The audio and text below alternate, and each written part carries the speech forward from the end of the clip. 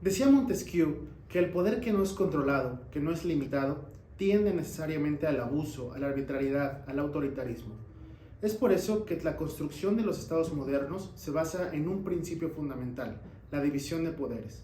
La tríada clásica de la división de poderes se refiere a un poder ejecutivo, generalmente asignado al presidente, un poder legislativo, generalmente asignado a las cámaras, al Congreso, y un poder judicial, asignado a los jueces, a los magistrados o a las cortes constitucionales. Sin embargo, desde la década de los 90 y sobre todo hoy en día, ante una evolución no solamente de la sociedad, sino del propio diseño, de la propia arquitectura constitucional, surgen unos órganos denominados órganos constitucionales autónomos, que quiebran por completo esta idea tradicional clásica de la división de poderes. Los órganos constitucionales autónomos son instituciones que encuentran su origen, su nacimiento en la propia Constitución, y es la propia Constitución quien le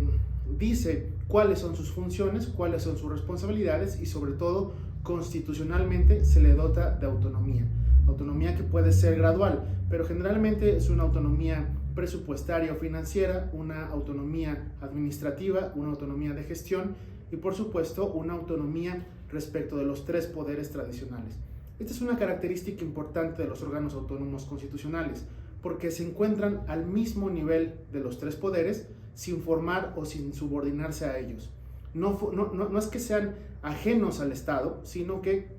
tienen un mismo lugar jerárquico que los tres poderes tradicionales. Entonces,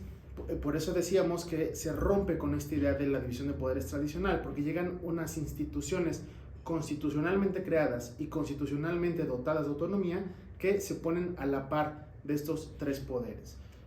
Usualmente en la teoría constitucional moderna, estos órganos constitucionales tienen funciones específicas, técnicas especializadas respecto a funciones que en un primer momento se le eran asignados a los tres poderes tradicionales. Tiene que ver más bien con una redistribución de competencias y de funciones para poder garantizar derechos de las personas en áreas determinadas, en áreas específicas y que requieren obligatoriamente una capacidad técnica alta. Por eso es que hoy en día, cuando nos referimos a los órganos constitucionales autónomos, nos referimos a instituciones que nacen en la Constitución, tienen una autonomía constitucional, tienen funciones específicas, forman parte del Estado, pero ajena a la división de poderes tradicional y sobre todo tienen que ver con un funcionamiento técnico o especializado. En México, por ejemplo, el primer órgano autónomo se crea en 1993-1994, el Banco Central, el Banco de México, y después, a lo largo de estas décadas, se ha ido aumentando la cantidad de órganos autónomos a tal punto que hoy en día podemos identificar 9. El debate sobre el número de órganos autónomos en México o sobre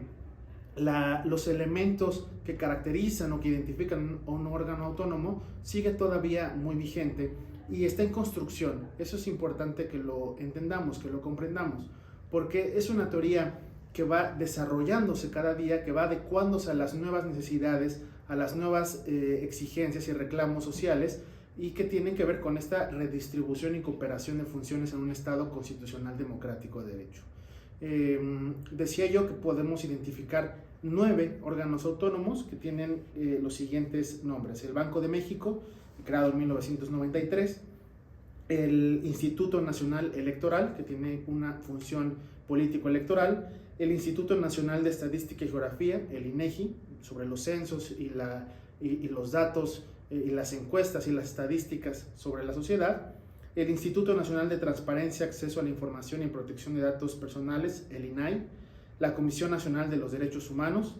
el Instituto Federal de Telecomunicaciones, la Comisión Federal de Competencia Económica, la Fiscalía General de la República y el Consejo Nacional de Evaluación de Política de Desarrollo Social. Entonces, estos son los que actualmente podríamos catalogar dentro de la definición conceptual y práctica de los órganos constitucionales autónomos, pero no es un debate prescriptivo, es más bien un debate abierto al que se pueden ir sumando instituciones que tengan estas características por diversos motivos o por diversos orígenes. Puede ser como lo sucedido en el Pacto por México durante el sexenio del presidente Enrique Peña Nieto, en donde de 4 órganos constitucionales pasamos a 10 órganos constitucionales autónomos. Puede ser por una coyuntura política, por una crisis política en el Estado mexicano, o también por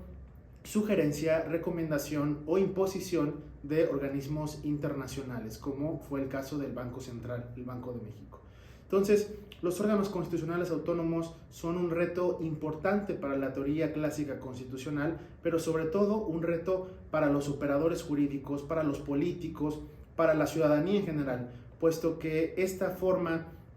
triádica tradicional es ya olvidada y va evolucionando hacia un mayor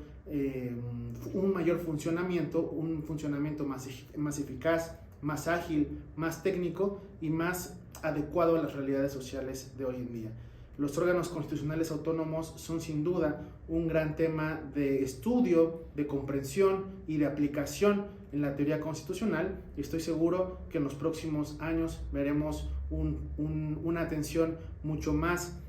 focalizada por parte de los estudiantes de Derecho, por parte de los abogados constitucionalistas y de los políticos, porque su creación nos afecta, o más bien nos protege de mayor medida a todas y todos. Muchas gracias.